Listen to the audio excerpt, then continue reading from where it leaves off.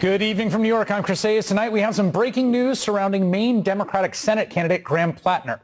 New York Times has exclusive reporting tonight on 3 women who previously dated Plattner and called his behavior in those relationships unsettling, volatile, and toxic.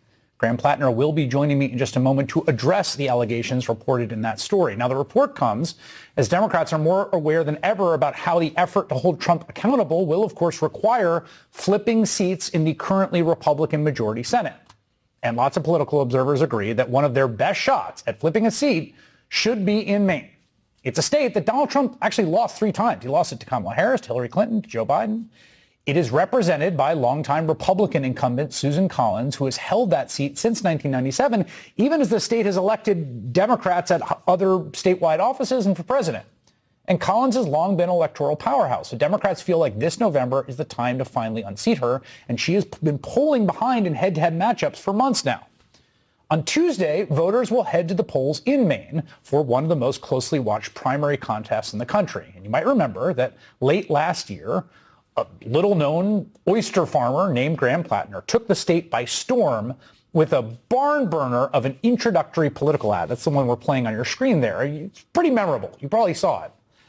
And it's also very clear that Plattner is a very natural, high-level political talent.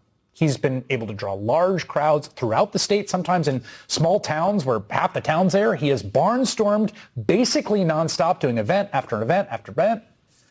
It's also true that Plattner is a political unknown. He's a combat veteran who readily admits to having a very messy past. And with that past has come a slow, consistent drip of negative headlines that he has had to reckon with since entering the race. So the first was a revelation that Plattner had a Nazi symbol tattooed on his chest. He says he got it while drinking with some buddies when he was overseas as a Marine, and that he did not know what the symbol meant at the time. He has since had that tattoo covered up. Later came the revelation of stuff that Plattner wrote on his Reddit account as a private citizen, and some ugly stuff denigrating women, insulting rural voters. His campaign says the comments are representative of a lost man struggling with alcoholism and PTSD after leaving the military. And they argue his story is one of redemption, and Plattner relying on his community in Maine to lift him out of that dark place. Now, Plattner has addressed many of these issues with voters in Maine, and we should just be clear here. When some of these revelations came out, people expected the polling to veer away from him, but it didn't. And in some cases, it got even stronger. Both the polling data and reporting from on the ground in Maine have indicated pretty strongly voters, these are Democratic primary voters at least, right, were willing to forgive the tattoo and the stupid posts. They liked what they were getting from Graham Plattner.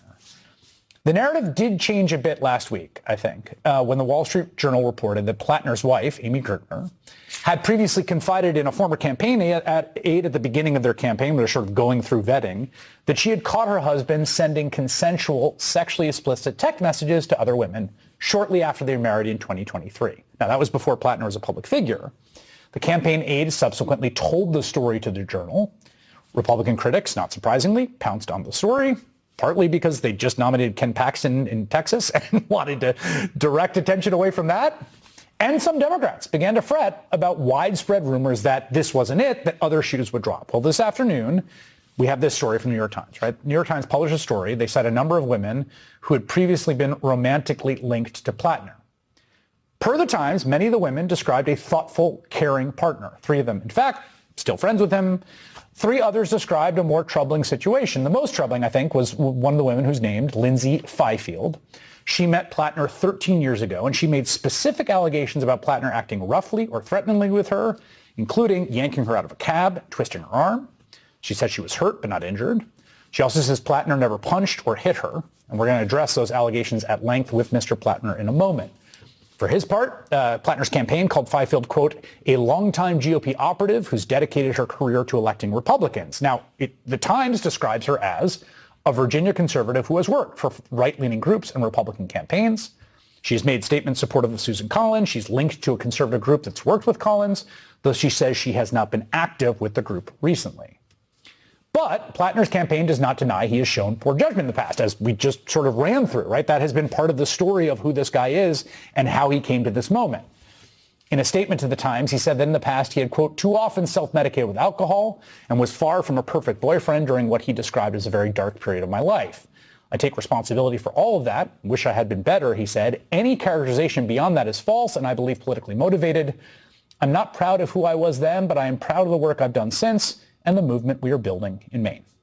Graham Plattner, Democratic candidate for Senate in Maine, joins me now. Mr. Plattner, it's good to have you on. Thank you so much for doing this.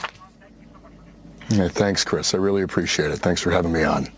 I just want to say at the start that, we've had you on before, and I think you and I are both people that in other contexts talk about income inequality and healthcare and all those issues, which are extremely important, and we devote a lot of time to on this program. This is not, the thing that we spend a lot of time chasing.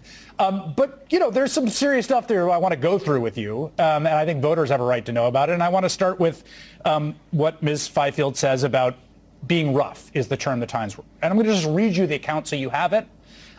This is from the Times. Mr. Plattner could be rough with her, Ms. Fifield said, particularly when they were drinking, leaving her shaken and sometimes afraid. In the interviews, she grappled with how to process her experiences. She was quick to note, he never hit me, he never punched me. She said he regularly grabbed her by the shoulders, sometimes hard enough to leave marks. On one occasion, yanked her out of a cab by her wrist after an argument in which she wanted to stay in the car. During one argument, she recalled he twisted her arm behind her back, shoved her into a bedroom, and held the door closed from the other side so she couldn't get out, telling her to remain there until she was calm. Eventually, Ms. Fifield said she fell asleep and left the next morning. It hurt, she said, but she added, it didn't cause any injury. It didn't break my arm. Did that happen? No, it did not. There are some allegations in this piece that I just want to be kind of unequivocal about are simply not true. Anything alleging physicality, anything alleging that I knew what my tattoo was, these are the statements of someone who's politically motivated. In this piece, there's a lot about my struggling, not being a good boyfriend, certainly self-medicating with alcohol, and I've been very upfront since the beginning of this campaign that was a pretty dark period of my life after I came back from my combat service, and that's what that kind of life looks like. And so there are things in this that I absolutely will take responsibility for and have been speaking about openly for months now. But those serious allegations are just not true. You did not grab her by the wrist. You did not put your hands on her shoulders. You did not push her into a room that you closed the door on. She's lying about that, is what you're saying. Yes, that is not true. You mentioned the tattoo. So I want to talk about that because I think this was troubling to a lot of people, and I think, again, your account of it assuaged some of that fear, clearly in Maine voters, as reflected, again, by reporting and polling.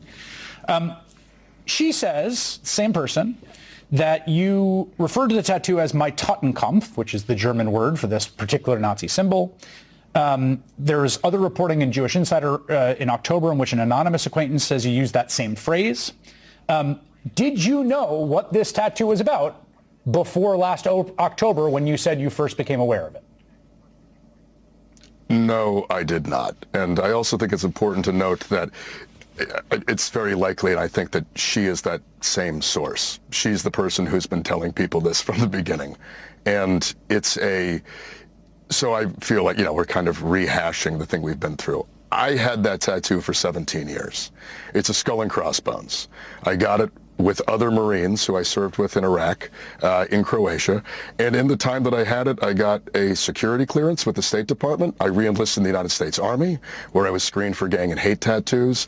And I took my shirt off in front of my family, many of whom are Jewish.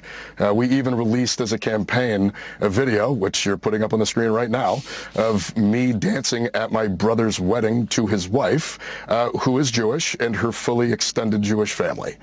And I would not have taken my shirt off in that context if I had known. And so any statement saying that I did know is again, totally false.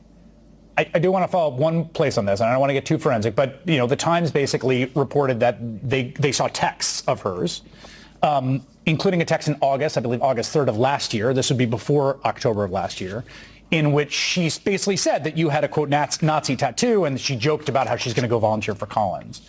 Now, again, this is a text that got sent, so we can place the time, right? This is in August. How does she know it's a Nazi tattoo in August of last year, and you don't know it's a Nazi tattoo in August of last year? Well, she certainly didn't send that text to me. So whoever she sent it to and was talking to, I can't say why, but I will say that I certainly didn't know, and the text messages she's sending to friends who may have recognized it, they didn't tell me that. So Can we talk? I want to talk about the piece that came out before this, which was about what your wife had alerted your internal campaign folks to, and just to sort of stipulate, to get out ahead, that like I think some people view this as a real betrayal by your former campaign manager, and that may be true, and I understand. And I also watched the video that your wife put out, which I found incredibly compelling and moving, about what you've worked through. But just to be clear again on the details here, and there's obviously two subtexts here, right? This is you facing Maine voters at a primary and also a general election that's going to happen. We all know that, right? We're all on the same page. Were you sending sexually explicit messages to other women back in 2023, 2024, as reported in the piece? So this is the first time in my life that Amy and I's marriage has been the interest of people besides Amy and I. Yes. And it's definitely a bit jarring, a bit strange. Yeah. It's also a marriage that is very strong and that I do believe we deserve some privacy in. I will just say this. At the beginning of our marriage, I made mistakes, and Amy held me accountable for them, and we worked through them, and the work that we did made our marriage significantly stronger. And who we are today is an incredibly faithful and happy married couple. Amy is my best friend. I love her more than anything else. And quite honestly, the hardest part about this whole campaign is I don't get to spend as much time with her as I like to. And so it has been it's been a hard experience to have gone through this together as a couple long before our lives were brought out into the public. And then to have it essentially outed by someone that we put our trust in, who then turned around and betrayed Amy's trust, and has now turned, frankly, our private parts of our marriage into a bit of a public political spectacle. It's hard, but it's our marriage. And it's a good marriage, and we're very happy in it and very happy with each other. And I thank my lucky stars every single day that Amy is my wife and that she has given me a lot of grace and a lot of love over the years, and I'm a lucky man for it. I'm here from you. You don't want to get into specifics and details, and I can respect part of that, but I do want to just make sure on the timeline, right? Because I think there's two things going through people's heads a little bit here, which is, you know, you have talked about self-medicating with alcohol and being pretty messed up when you got back from the service and trying to figure out what you were doing and doing things maybe you wouldn't stand by now and saying things you wouldn't stand by. But this is 2023.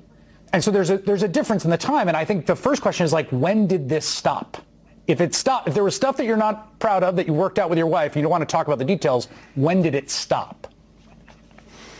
Oh, it stopped when it was happening. I mean, like, it was Amy and I, it happened soon after we got married, and we dealt with it very, very early in our relationship.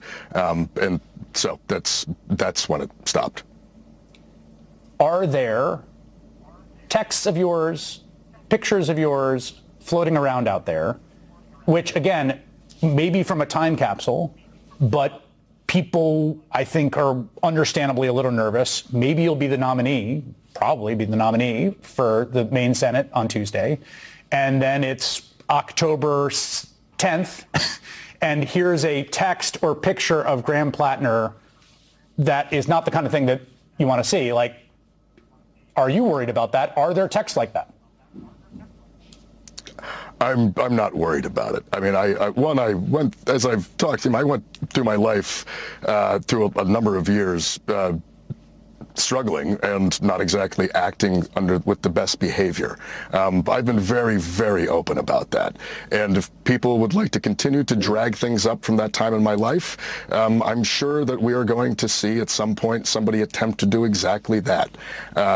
Just know that these are things that happened before I became a public figure, before I got into politics, and it's a part of my life that I'm very happy to talk about and talk about the struggles within. And so I do think that as we move forward, you know, what we've built up here is really something quite spectacular. It's very new. And I think one of the reasons why it's worked so well is because I have been very open with the people of Maine. I go all over the state. I've held over 80 town halls, and I ask or I answer questions from Mainers regardless of what the question is. I've made myself very accessible to people, and I want them to know about my struggles, because I firmly believe that if you believe in a transformational politics, you got to believe in the ability for people to transform. And my journey is one of transformation, and I'm very happy to talk about that earlier part in my life, and I have no doubt that people will attempt to continue to revisit Reddit posts, continue to try to revisit parts of my past. But I think what's really important to note here is that these are things that I talk about in my past, things that I'm not proud of, but it is a past that I had to go through to get where I am today, and I'm very proud of who I am today, and I'm very proud of the movement that we've built up here in Maine. Just to be clear, just about revisiting, right? I mean, I think channeling concerns, I think, of Democratic voters and Democratic officials and a lot of people, right? That it's not a question of revisiting, right? It's new revelations, like vis-a-vis, texts or pictures. I know you want to give some privacy in marriage, but I really do feel like I need to get these answers from you, which is like, the people you were texting with, whatever that was, in whatever context they were adult women, you knew that, and it was consensual. Is that true? Yes. And you have that you confirm that. You knew their age. Yes. Oh, God. I mean, yeah. Yes, of course. I want to play something for you that was a reaction of Senator Alyssa Slotkin as this story came out. She was talking to MS Now, and she had this to say. Again, I don't even know if she had gotten a chance to read that story yet, so she may be reacting to essentially the headline, but here's what she had to say. I have not read the whole thing. I look forward to the day where I am not answering every single week a question about bad behavior by another dude. I'm look forward to that day. You and me both. On camera, live. I look forward to that. And I haven't read like the piece, but what my team told me, like, look, first of all, I think about the women who are coming forward. Second of all, I think if there are allegations of violence, I got a real problem with that. And it doesn't matter if you're a Democrat or Republican. If there's violence, that's not okay. So I haven't gone into the details. I'm sure I'll have to get just like every week, the same briefing from my team on what happened and what, but frankly, I'm sick of it. We got a lot of bigger issues to, fry here. What's your response to that? I mean, response is that I agree. If there was violence, that's a huge issue. But those allegations are false. And I also agree with the senator that we do have much bigger things to fry here. We are talking about a moment in American history that is going to go down as quite unique. We are facing incredible challenges across our society. Here in the state of Maine, we're facing the fact that our healthcare system is collapsing and people can't afford homes, and the average Mainer is struggling just to pay their bills because the price of goods and services continues to go up. And that's why we built this movement. I will say that, the people of Maine are the people that I'm trying to answer to here. The opinions of the pundit class, the opinions of, frankly, just even establishment politicians, that's not my audience. That's not who I'm trying to appeal to, and they can have their opinions, and they're entitled to them. But to me, it's the people of Maine who I'm going out to, listening to every single day, and trying to make sure that I can represent their values and their will in the United States Senate. And that's why I go out and will continue to go out and face my future constituents day in and day out. Part of that, though, in people in Maine, right, is that like they're going to react to new information, right? They're going to keep forming an opinion, and you're going to run a again, if you are the nominee, as it appears you are headed to be, a pretty brutal campaign against Susan Collins, who has been a real electoral colossus and has beaten back nominee after nominee, and did beat Sarah Gideon by however many points after she was polling up 9. And when people think themselves, and I know this was the meeting that you had in Washington, right, where you stood in front of Democratic senators and said, the worst rumors you've heard aren't true, I think was a sentence that was reported. at this point, I guess people have to take you at your word that that's true and that there's nothing else. Is that what you are saying? Yes, of course. And even this new reporting, the new things are false. And the fact that I was, a bad boyfriend a decade ago, that's something I've talked about openly at length for quite some time in multiple places. So there is an element where, now I have no doubt, like I mentioned earlier, that this is a dirty campaign. I do expect the Republican Party to fight as dirty as possible. And I expect them to try to create things. I expect them to try to drag stuff up consistently. But there won't be anything new. It's going to be a rehashing of essentially the same stuff. And I honestly think that's why it's just going to fall flat, because I've been incredibly open and accountable for everything throughout this campaign. When we've been faced with allegations of things, when people have brought up stuff from my past, I don't run away from it. In fact, I lean into it and we have a deep conversation about it, because I do think people need to see that it is possible to really change over time and become a better person. And every single day, I wake up trying to be a better version of myself than the day before. And that's exactly what I'm going to continue to do. And I think it's a pretty core part of our message and a core part of the campaign itself. And whether it's being accountable for my online behavior at an earlier part in my life, whether it's realizing that a tattoo I had was harmful to some folks, I immediately got it covered up, whether it's being accountable to my wife, which everybody has very publicly learned about.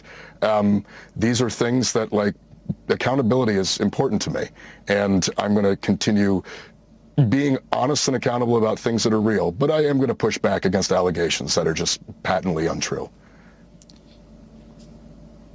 There was a statement from Janet Mills, who was the governor and was running against you until she dropped out. And she said this after the story about the messaging or texting with women came out. She says, "People have the impression that I withdrew or dropped out, but I simply suspended active campaigning. I am still on the ballot." How do you understand that comment? I mean, I'm not going to really speak to what the intent of the governor was there. I think a lot of people can probably draw their own conclusions. She is correct. She is still on the ballot. It is a statement of fact. I do believe that, it's a bit of opportunism, but I think, that's kind of, anybody can sort of see that. So. At any point over the course of the past week, have you considered dropping out of the race? No, not once. You're someone who, I spoke to you very early in this campaign after that campaign ad came out, and you're not a person who's been in public life. You haven't run for office, and I think that has been incredibly appealing to a lot of people.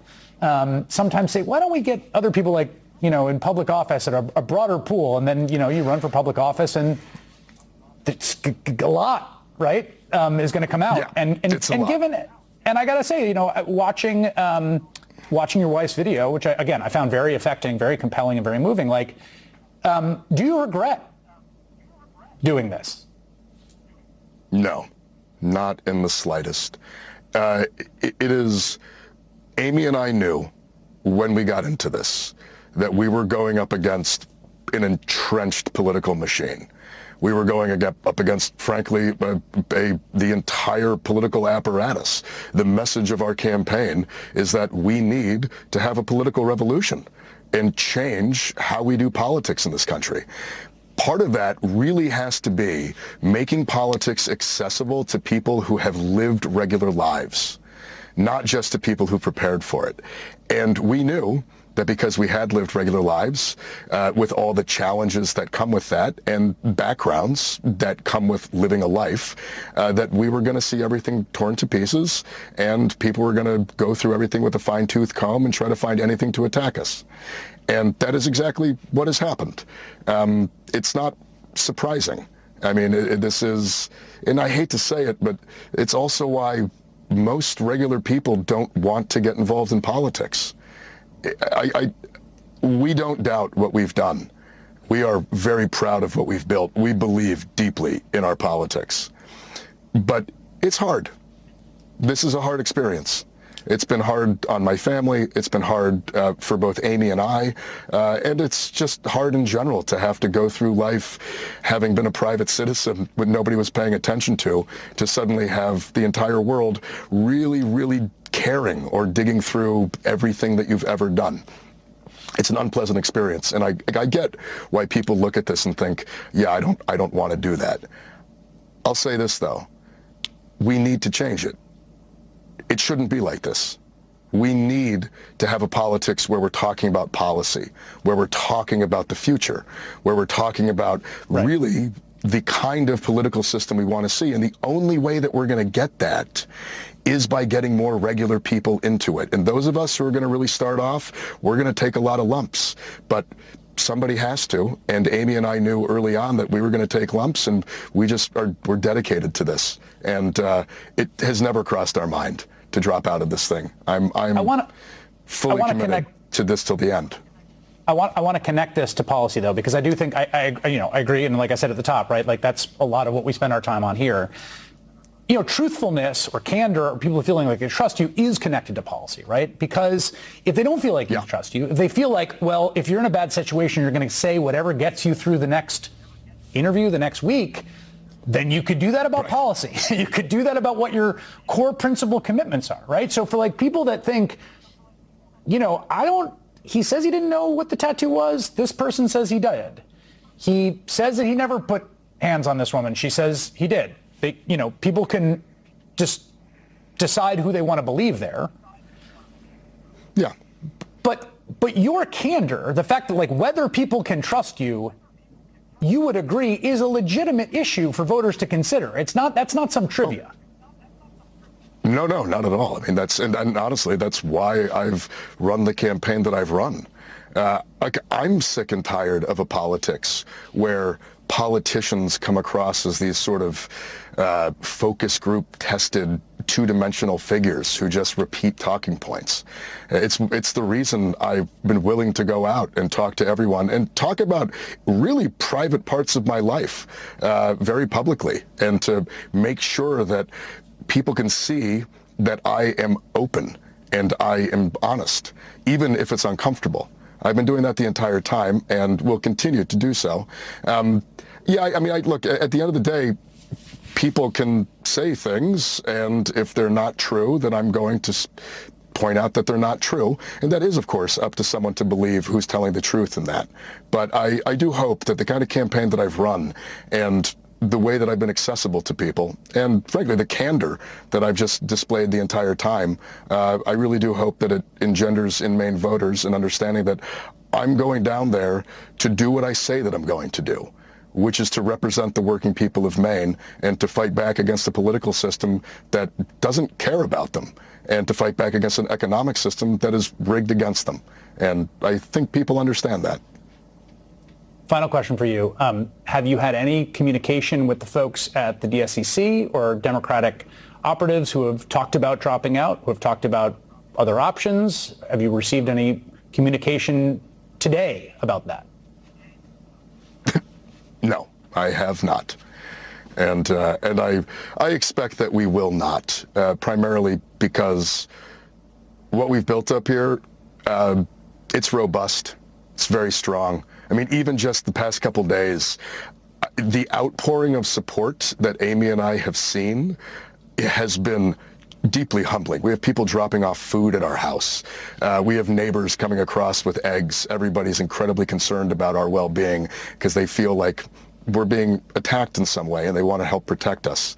And it is that kind of feeling of community, that feeling of standing up for each other, that I really think embodies this whole campaign, and that's why we're going to beat Susan Collins in November. All right. Maine Senate candidate Graham Plattner, who will be on the ballot on Tuesday in Maine. We will be covering that here. I do appreciate you taking all that time today to do that interview. No, of course. Thanks, Chris. All right. Claire McCaskill is a former Democratic senator from Missouri and an MS Now political analyst. Tim Miller was a spokesman for the RNC. He's now hosts the Bulwark podcast, and they join me now. Well, that was a lot. Claire, your thoughts? Well, there were two versions of Graham Plattner in that article, and we could talk about that article and how well it was done and whether it should be done, but there were two versions. And Maine's going to have to figure out which version rings true to them. I thought he did a great job of emphasizing one important fact. It's ironic that Republicans are doing this. And I don't think anybody should take a lecture from the Republican Party about the morality of people that run for office. I mean, give me a break. And the difference between Graham Plattner and Donald Trump is pretty stark when it comes to owning his bad behavior. He's been pretty good about saying, I went through a really dark time. I was self-medicating with alcohol. I said things that were terrible. And he's done that every time he's been confronted. He's been pretty consistent. He's never tried to I was too sick. I didn't know any better. He just said, hey, I had a really bad time in my life. And I think that the people of Maine are going to appreciate that. And I think the sooner he can get back to talking about how much they're paying for fuel up there and how cold the winter is going to be and whether or not they can afford to keep the heat on, the better off he's going to be. Assuming nothing else comes out, and you kind of alluded to that, Chris, I think there were some women in that article that said he was a wonderful guy, and there were some women in that article that said he wasn't. And I think Maine's going to have to figure out who they believe.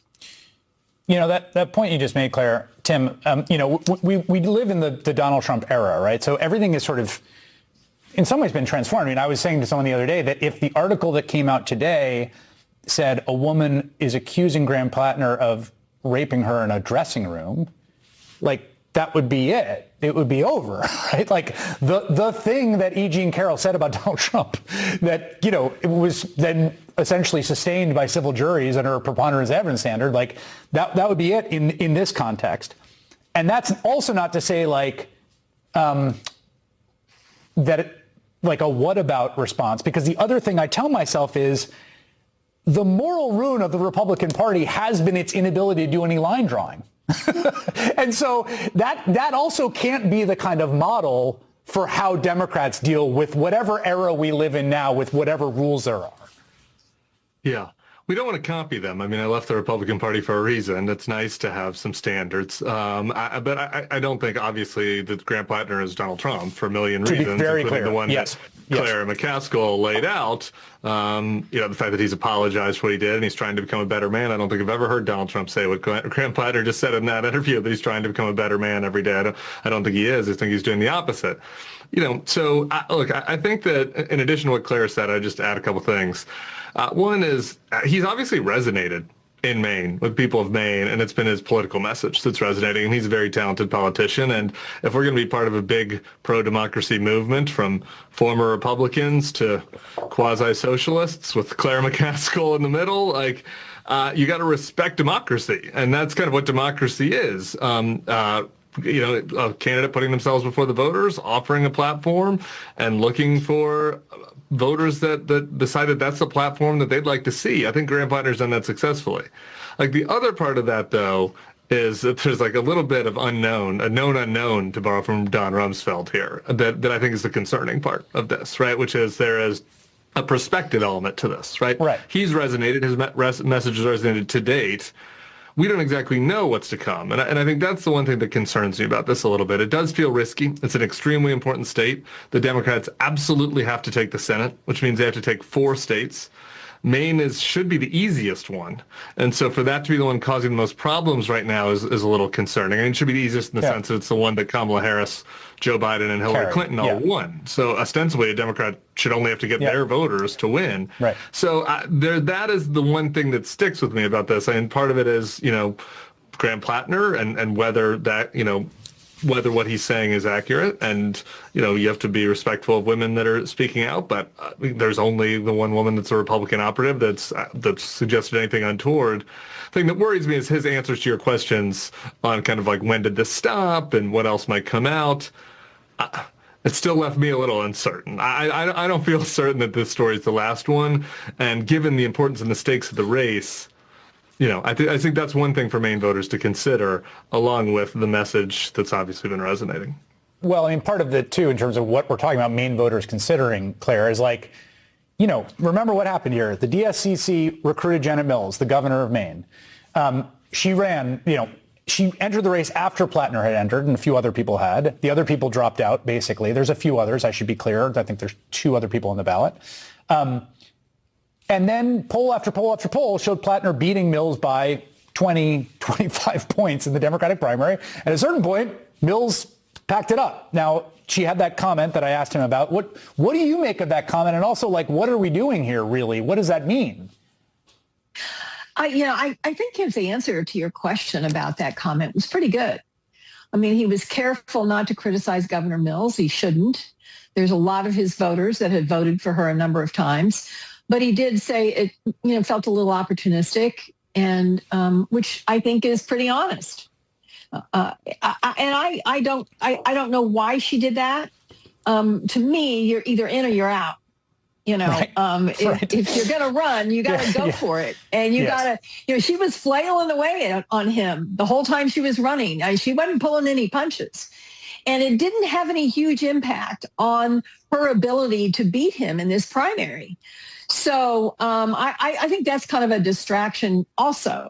I think the thing that is important is that he's being honest now, and time will tell if he's being honest now. And most important, Maine will tell. And will his message be strong enough that he is a guy who's owning up all of his dirt, saying it's there, guys, I did it. And I'm embarrassed and I'm better now. And by the way, don't you know somebody like me? Don't you know somebody who has gone through a dark time in their life and come out the other side better, stronger?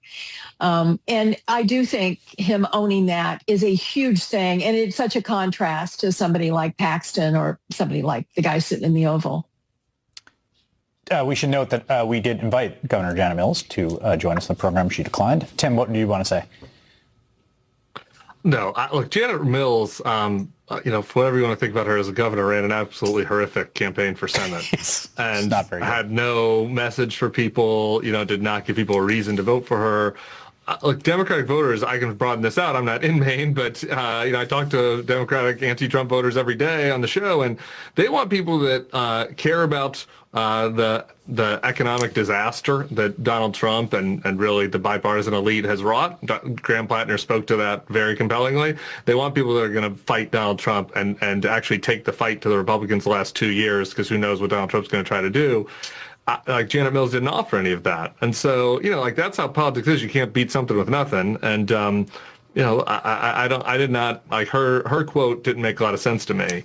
And I think that it puts Graham Plattner probably in a powerful position, actually. And I thought one of his strongest answers to you was saying basically, you know, the pundits of the world, the Claires and Tims of the world can say whatever the heck they want. I'm responsive to the Maine voters. Right. I think that puts him in the strongest position. Hopefully, he follows through on that and is actually, you know, serves them well, because like I said, I just think that's the one thing about all this is the stakes are just so high.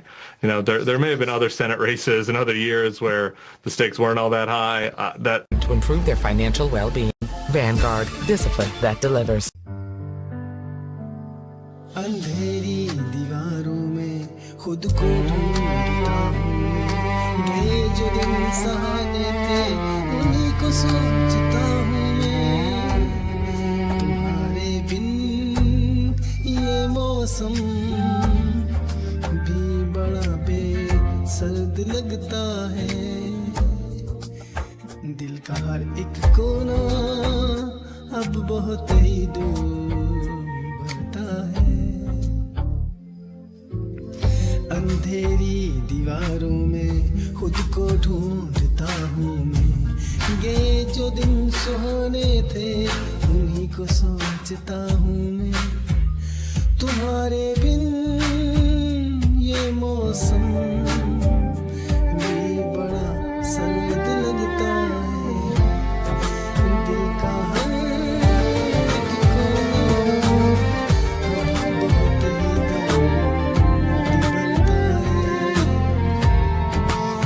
मेरे साए भी मुझसे अब जुदा होने को कहते हैं तुझे खोने की राहों में ये आंसू बहने लगते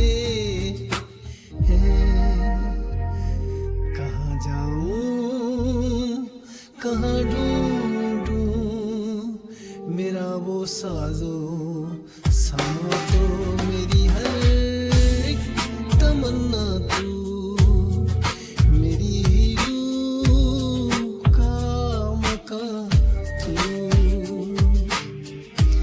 लकीरों में नहीं लिखा जो तुमने ख्वाब देखा था वफा की इस कहानी में फकत एक गम ही लिखा था सितारों से भी पूछता है पता तेरा कहाँ होगा मगर खामोश है दुनिया कहाँ मेरा जहाँ होगा बस एक बार मुड़ के देख ले मेरी बेबसी की सूरत मुझे है आज भी तेरी वफा की सख्त जरूरत साए मेरे तन्हा सफर बस रह गया दर्द का असर साए मेरे तन्हा सफर बस रह गया दर्द का असर